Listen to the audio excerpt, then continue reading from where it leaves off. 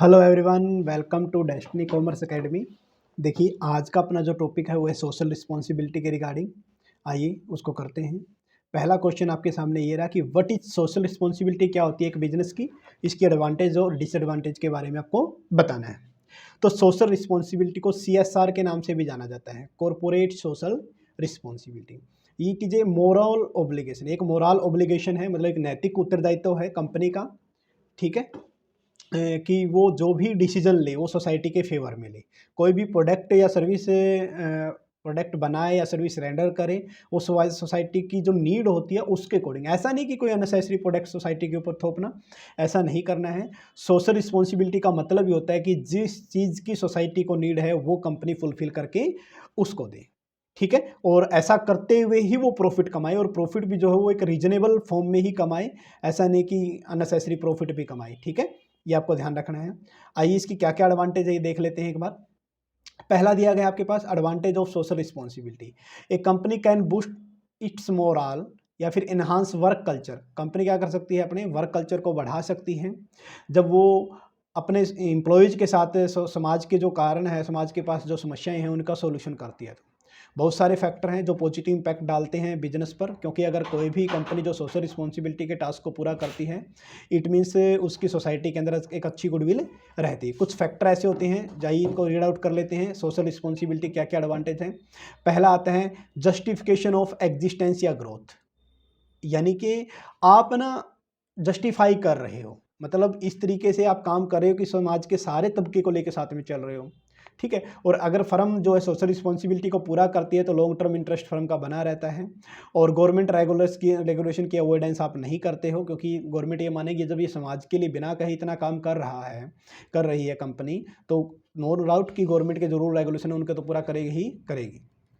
Maintenance of society को maintain करने के लिए भाई जो नीड है वो फुलफिल करें, या फिर बिजनेस के जो रिसोर्सेज हैं जो उन्होंने सोसाइटी से लिए हैं उनको, उनकी अवेलेबिलिटी के रिगार्डिंग आप बात कर सकते हो कि सोसाइटी भी ऐसे ऑर्गेनाइजेशन के लिए हेल्पफुल रहती है, आगे बढ़कर काम करती है। ठीक है, और जो समाज जो प्रोबेबिलिटी क्रिएट कर सकता था, अब वो प्रोबेबिलिटी क्रिएट नहीं करेगा, बल्कि अपॉर्चुनिटी की तरह कंपनी की हेल्प करेगा।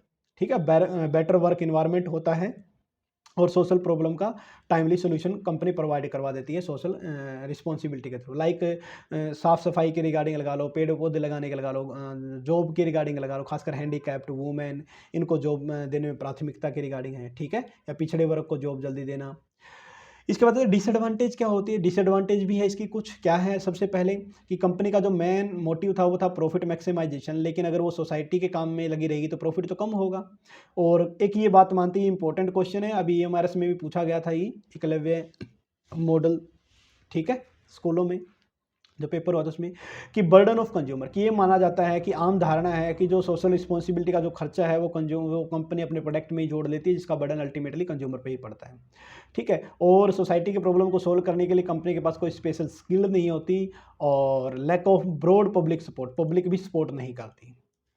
ठीक है, नेक्स्ट वन आता है अपने पास question number second. Question number second क्या दे रखा है, टाइप ऑफ सोशल रिस्पॉन्सिबिलिटी के रिगार्डिंग हम बात करते हैं। तो different type of social responsibility दी गई है। पहला आता है जी इकोनॉमिक रिस्पॉन्सिबिलिटी।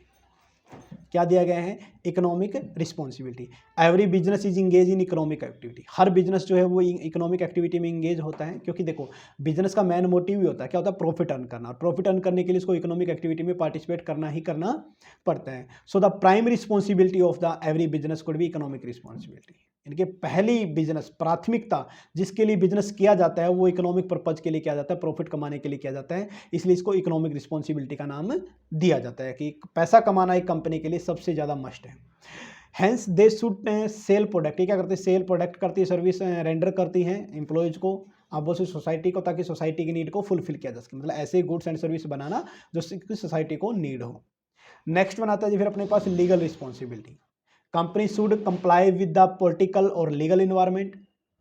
कंपनी क्या करती है, कंपनी को पॉलिटिकल और लीगल इन्वायरमेंट को फॉलो करना पड़ेगा, मतलब पॉलिटिक्स, जो पॉलिटिशियन है, जो रूलिंग पार्टी है, उसके जो रूल रेगुलेशन है वो फॉलो करने, साथ के साथ लीगल इन्वायरमेंट, जो कानूनी और आप बोल सकते हो कि बाधाएं लगा लो, उनको दूर करना, या फिर कानून का पालन करना, आप ऐसे बोल सकते हो, ठीक है। और इन्वायरमेंट को प्रोटेक्ट करना, ये भी legal environment and legal responsibility के अंदर ही आता है। एथिकल रिस्पॉन्सिबिलिटी जिसके लिए कोई लॉ नहीं है, लेकिन कंपनी अपने गुडविल के लिए, कि समाज में उसकी अच्छी खासी गुडविल हो, इसके लिए वो एथिकल रिस्पॉन्सिबिलिटी को पूरा कर सकती हैं, ठीक है। कि behaviour ethical code of conduct को पूरा करना, मैंने जो अभी बताया था कि जो अननेसेसरी गुड्स है वो जानबूझ के कंज्यूमर पे मत थोपना, प्राइस रेंट मतलब जो पैसा है वो किसी भी प्रोडक्ट का वो रीजनेबल चार्ज करना, ठीक है। और याद रखना एथिकल रिस्पॉन्सिबिलिटी के लिए कोई अलग से कानून नहीं है, बल्कि बिजनेसमैन अपने आप ही करते हैं। और फिर आता है जी डिस्क्रिशनरी रिस्पॉन्सिबिलिटी, मतलब भेदभाव नहीं करना, आप ऐसे बोल सकते हो, ठीक है। या सॉरी, डिस्क्रिमिनेशन का मतलब होता है विवेक, अपने माइंड का यूज करना। लाइक अगर मान नेचुरल कैलेमिटी आ गई, जैसे कोरोना आया था, तो जो टाटा समूह है उन्होंने 500 करोड़ रुपए दिए थे गवर्नमेंट को, ये क्या है, ये डिस्क्रिमिनेटरी रिस्पॉन्सिबिलिटी है। कहीं किताब में नहीं लिख रखा कि कोरोना आ गया तो पेमेंट करनी पड़ेगी, ठीक है, हर बिजनेसमैन को। कहीं सरकार ने भी ऐसा नहीं बोला कि आप पेमेंट करो कंपलसरी। चैरिटेबल कॉन्ट्रीब्यूशन, चैरिटी देना, एजुकेशन, फ्री एजुकेशन के रिगार्डिंग आप देखो तो शायद पता नहीं कौन से शैम्पू की ऐड आती है कि इसका 2% जो है बच्चियों की पढ़ाई के ऊपर खर्च करेंगे प्रॉफिट का, तो इस टाइप से आप बोल सकते हो। It prevent investment of the charitable fund into the speculative activity, कि स्पेकुलेटिव एक्टिविटी में ज़्यादा पैसे ना लगा, बल्कि सोशल एक्टिविटी में पैसा के ज़्यादा यूज करना। तो ये कुछ इसकी रिस्पॉन्सिबिलिटी दी गई थी, सोशल रिस्पॉन्सिबिलिटी। देखिए क्या क्वेश्चन था, आपको पता होना चाहिए। हाँ जी, टाइप ऑफ सोशल रिस्पॉन्सिबिलिटी क्या थे, और सोशल रिस्पॉन्सिबिलिटी के कौन कौन से डिफरेंट ग्रुप है, जैसे हमने बात की थी। तो आइए नेक्स्ट पढ़ते हैं इसके डिफरेंट ग्रुप के रिगार्डिंग। सबसे पहले social responsibility toward the share holder. भी शेयर होल्डर, एक कंपनी की रिस्पॉन्सिबिलिटी क्या है कि वो शेयर होल्डर के लिए क्या करें। सर शेयर होल्डर जो होते हैं वो रियल ओनर होते हैं, क्या होते हैं वो रियल ओनर होते हैं। तो इसलिए कंपनी की रिस्पॉन्सिबिलिटी बनती है कि सबसे पहले उनकी वेल्थ को बढ़ाया जाए। क्या बढ़ाया जाए, उनकी वेल्थ को बढ़ाया जाए। कहने का मतलब उनको टाइमली डिविडेंड दिया जाए, और लिक्विडेशन के टाइम पर उनकी कैपिटल का एप्रिसिएशन करके यानी बढ़ा कर देनी चाहिए, ठीक है। तो कंपनी की पहले रिस्पॉन्सिबिलिटी क्या बनेगी, रिस्पॉन्सिबिलिटी ये कि सर अपने शेयर होल्डर के इंटरेस्ट को प्रोटेक्ट करे और वेल्थ को बढ़ाए, ठीक है, फंड का अच्छे से यूज करें। फिर वर्कर के खिलाफ, वर्कर के लिए क्या रिस्पॉन्सिबिलिटी होगी एक कंपनी की, ये रिस्पॉन्सिबिलिटी होगी कि जो की पर्सन होते हैं, भाई आपको पता है कि वर्कर वो लोग होते हैं जो एक्चुअल में ग्राउंड पे काम करते हैं, तो उनका सम्मान होना चाहिए, उनको बोनस शेयर वगैरह इशू कर सकते हैं, या जहाँ पर वो काम कर रहे हैं वो कंडीशन, जो वर्किंग कंडीशन है वो बेटर होनी चाहिए, उनको फेयर सैलरी वगैरह, वेजेज वगैरह, टाइमली बोनस वगैरह, दिवाली दशहरा जो त्योहारों पर उनको थोड़ा बहुत प्रोत्साहन दें, इंसेंटिव वगैरह देना चाहिए। फिर आता है कंज्यूमर के रिगार्डिंग क्या रिस्पॉन्सिबिलिटी कंज्यूमर की, आपकी मान सकते हो कि कंपनी की, कि कंज्यूमर वो व्यक्ति होता है जो कंपनी के प्रोडक्ट को बाय करता है, प्रोडक्ट एंड सर्विस को क्या करता है, बाय करता है। तो इसलिए कंपनी की रिस्पॉन्सिबिलिटी बनती है कि वो राइट क्वालिटी, राइट क्वांटिटी में, राइट प्राइस पर कंज्यूमर को गुड्स अवेलेबल करवाए। हाँ, कंपनी ट्रेड फैक्ट्रीज में इन्वॉल्व ना हो, लाइक अडल्ट्रेशन, मिलावट करके ना बेचे, घटिया क्वालिटी ना बेचे, ठीक है, ये ध्यान रखना, ये कंपनी की ही रिस्पॉन्सिबिलिटी होती है कंज्यूमर के लिए। अब नेक्स्ट बनाता है जी गवर्नमेंट और कम्युनिटी के लिए क्या रिस्पॉन्सिबिलिटी बनती है। गवर्नमेंट के लिए और कम्युनिटी मतलब सोसाइटी के लिए क्या रिस्पॉन्सिबिलिटी बनती है, सर रूल रेगुलेशन का फॉलो करें, जो भी कंट्री या स्टेट में गवर्न है उनको अच्छे से फॉलो करना एक मेन टास्क होता है, ठीक है। क्योंकि ऑर्गेनाइजेशन जो है सोसाइटी से इंटरेक्ट करता है, तो उस सोसाइटी की नीड को पूरा करें, और it should maintain proper infrastructure के रिगार्डिंग लगा लो, प्रॉपर डिस्पोजल सिस्टम के रिगार्डिंग लगा लो, मतलब ऐसा कोई काम ना करें जिससे सोसाइटी को हार्म हो या गवर्नमेंट को नुकसान हो, ठीक है। टाइमली जीएसटी वगैरह अपना भरे, इस टाइप से आप बोल सकते हो, पोल्यूशन वगैरह ना फैलाए। फिर आता है इसके बाद आपका what are the business ethic, कि बिजनेस एथिक्स क्या होते हैं, और why are the business ethic important, business ethic important क्यों है, और प्रिंसिपल ऑफ बिजनेस एथिक हमें बताना है।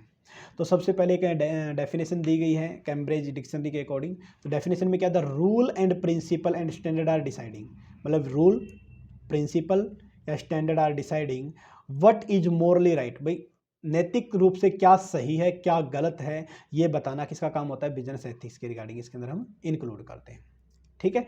तो ये it refer to the implementation of the appropriate business practice, मतलब मिलावट वगैरह नहीं करना, कोई जालसाजी नहीं करना। अल्टीमेट बात है कि एक नैतिक तरीके से समाज के लिए काम करना, ठीक है, फेयर प्राइस चार्ज करना, ठीक है, हेल्दी कंपटीशन बना के रखना, मिलावट नहीं करना, घटिया क्वालिटी के सामान नहीं बेचना, ये सारा का सारा एथिक्स में क्या रॉन्ग है क्या राइट है, इसी के रिगार्डिंग याद रखना। इसके लिए कोई कानून नहीं है, बल्कि बिजनेस को अपने आप करना होता है।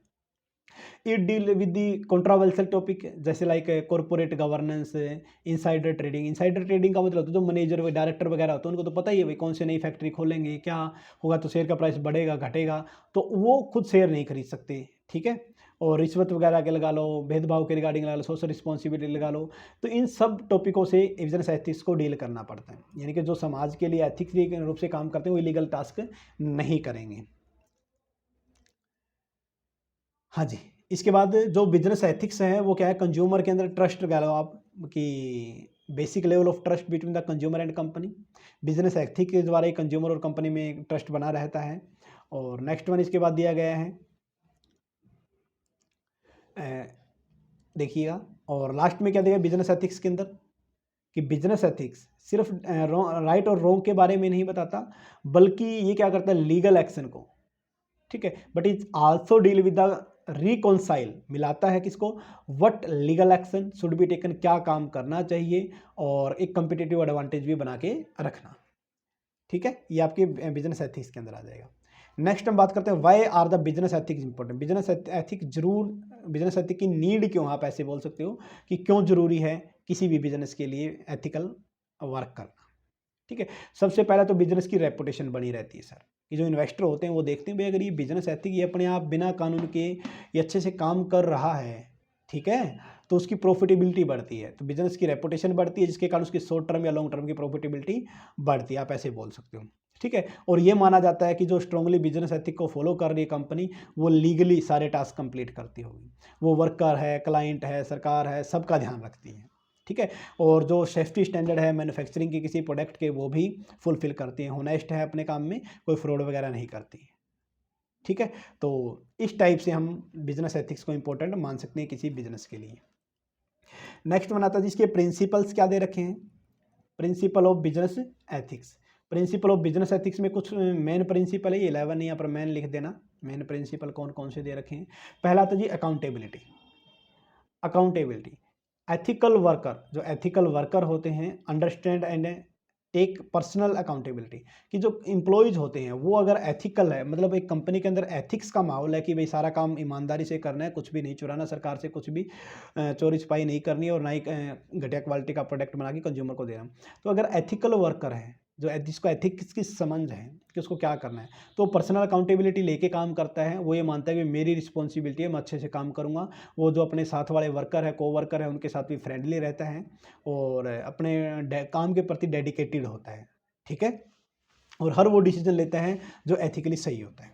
नेक्स्ट वन आता है जी रिस्पेक्ट टू द अदर, कि respect are shown by the complete commitment. Respect का मतलब होता है ह्यूमन बीइंग के प्रति, यानी कि एथिकल तो ये जैसे कानून के अकॉर्डिंग तो क्या पता, अब ये बोलते हैं देखो नियम तो ये बोलता है, अगर कोई बैंक की लाइन में लगा हुआ है मान लें, नियम तो क्या बोलेगा, नियम तो ये बोलता है कि सर सबको लाइन से लाइन आना पड़ेगा, लेकिन मान लिया कोई एक पर्सन ऐसा है जो है तो यंग लेकिन उसकी हेल्थ ठीक नहीं लग रही, बड़े बूढ़ों के लिए तो चलो क्या पता अलग से लाइन, उसकी हेल्थ ठीक नहीं लगी, तो बाकी सारे पर्सन उसको कोऑपरेट करते हैं, उसको पहला नंबर उसका लगा देते हैं लाइन में, ले भाई तेरी तबीयत खराब है तो कोई दिक्कत नहीं।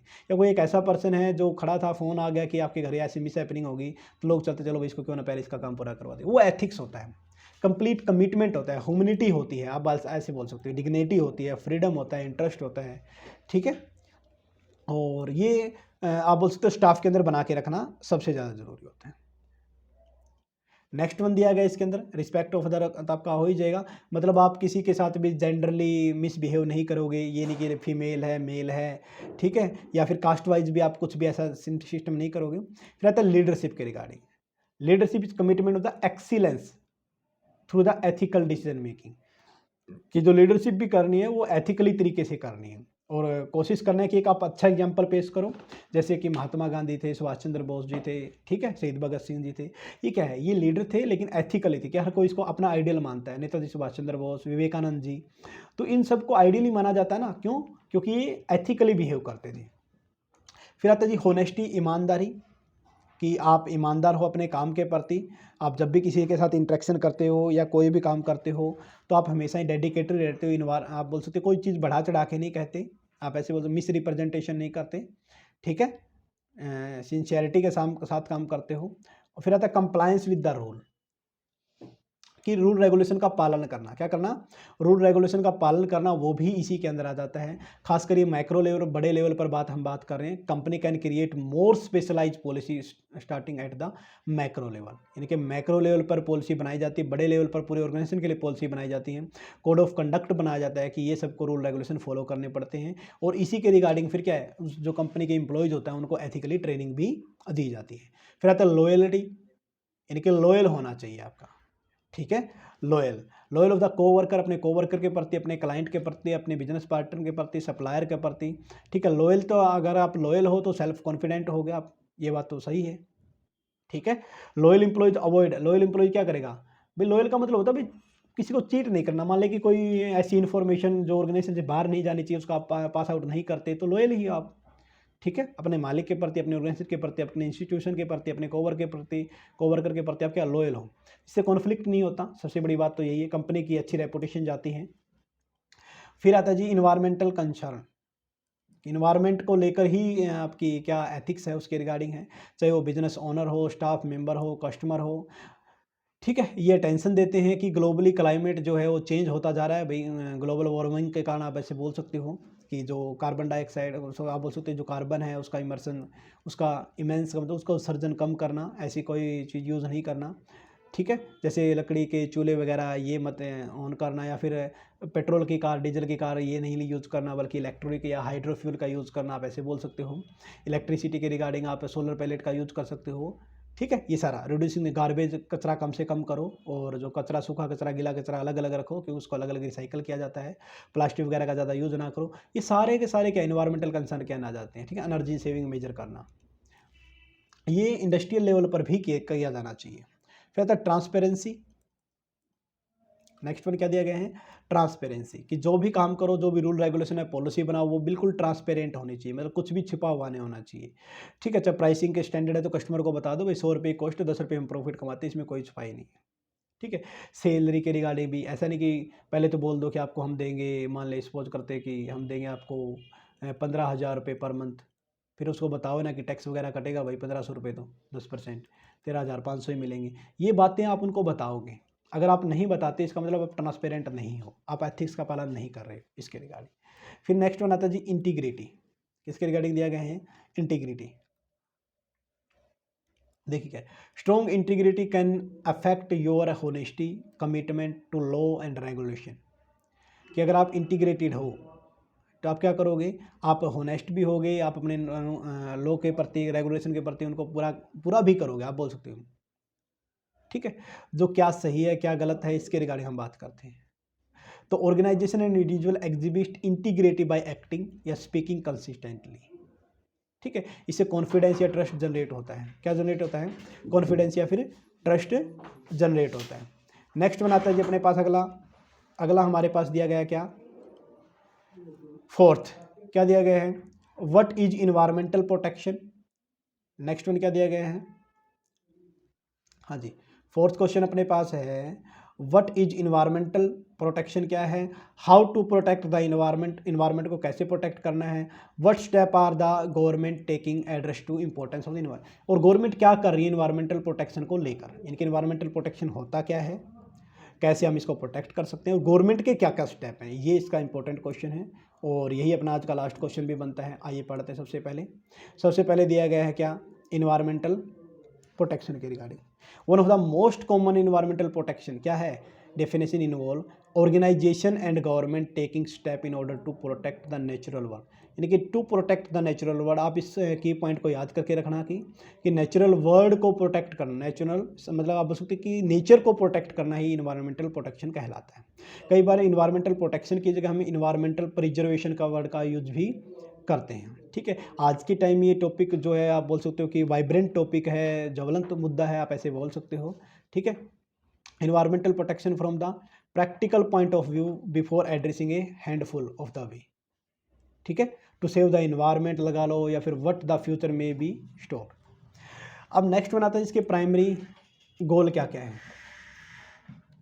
हाँ जी, लास्ट क्वेश्चन अपना है ये, primary goal of environmental protection के रिगार्डिंग हम बात करेंगे। While it is already obvious that environmental protection is concern with the ability to save the environment, यानी कि किसी भी संगठन के, किसी भी ऑर्गेनाइजेशन के अंदर जो इस इन्वायरमेंट को सेव करने की जो एबिलिटी है उसको बताया जाता है। ठीक है। Another primary tenet involve in the relationship between the human and environment. Next one बात करते हैं, this is why industry expert also cite by the aim. Industry का भी क्या एम है, to improve our very existence और simultaneously converse with the vital resource that make with 100।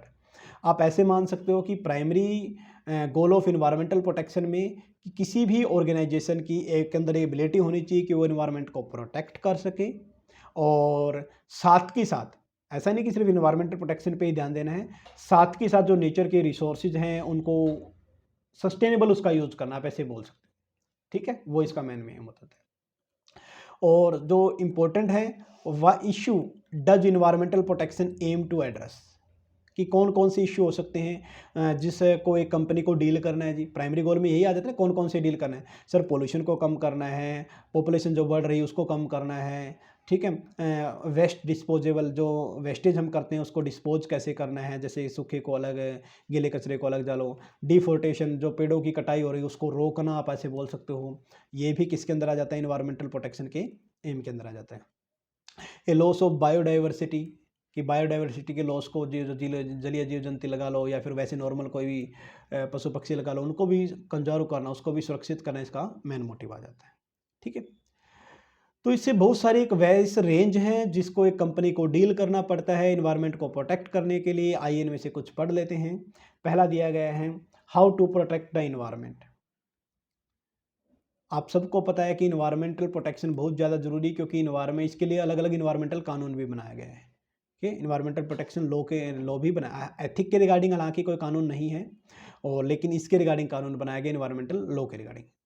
ठीक है, और इनका मेन एम ही क्या होता है, these law call for the reducing pollution and environmental degradation, कि पोल्यूशन को कम करना और इन्वायरमेंटल की जो हानि हो रही है उसको सही करना इसका मेन मोटिव होता है।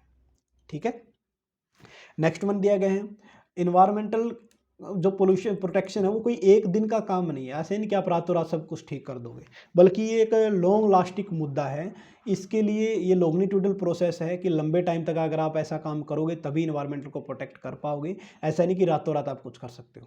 ठीक है, ये कंपनी को भी पता होना चाहिए कि उसको, उसमें आप थोड़ा थोड़ा कंट्रीब्यूट कीजिए, हर कोई कंट्रीब्यूट करेगा तभी ये बात बनेगी।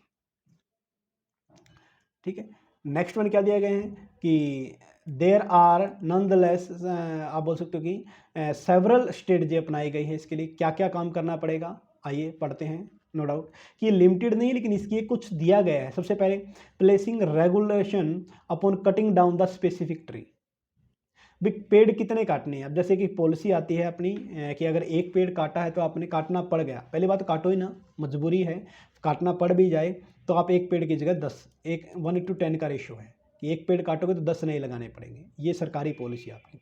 दूसरा है limiting the consumption of fossil fuel का यूज़ कम से कम करना जी, खासकर जैसे मैंने बताया पेट्रोल डीजल का यूज़ कम करना, हाइड्रोफ्यूल आजकल जो है उस पर ज़्यादा काम करना है, बैटरी वाली इलेक्ट्रिक व्हीकल का ज़्यादा यूज़ करना।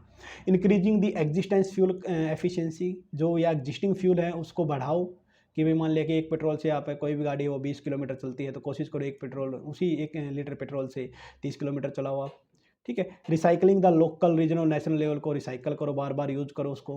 और जीरो कार्बन गोल ये तो है खासकर। और जो हाउस होल्ड प्रोडक्ट होते हैं ना उसमें CFC, आपने देखा तो पहले रेफ्रिजरेटर जो होता था अपना, फ्रिज जो होता था उसमें CFC गैस डली होती, लेकिन अब वो बैन हो गई है तो उसमें वो डालते ही नहीं है।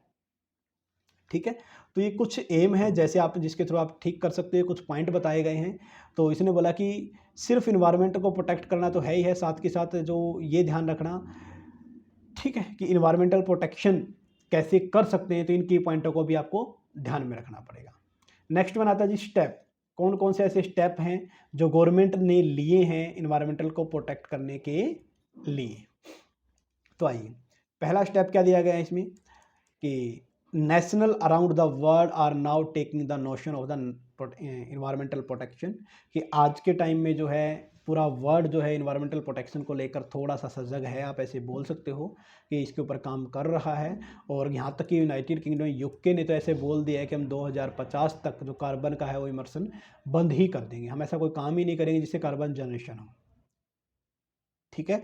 हालांकि डेवलपिंग कंट्री इतना ज़्यादा कुछ नहीं कर पा रहे, क्योंकि अगर वो ऐसा करेंगे तो उसको जो उनकी जो इकोनॉमी है उस पर इसका नेगेटिव इम्पैक्ट पड़ता है। लेकिन हाँ, जो डेवलप्ड कंट्री है वो काम कर रही हैं, और अपने इंडिया भी बढ़ चढ़ कर भाग ले रहा है तो डेवलपिंग, लेकिन हम भाग बहुत अच्छे से काम कर रहे हैं। और फॉसिल फ्यूल का यूज़ कम करना, आप ऐसे बोल सकते हो, ठीक है।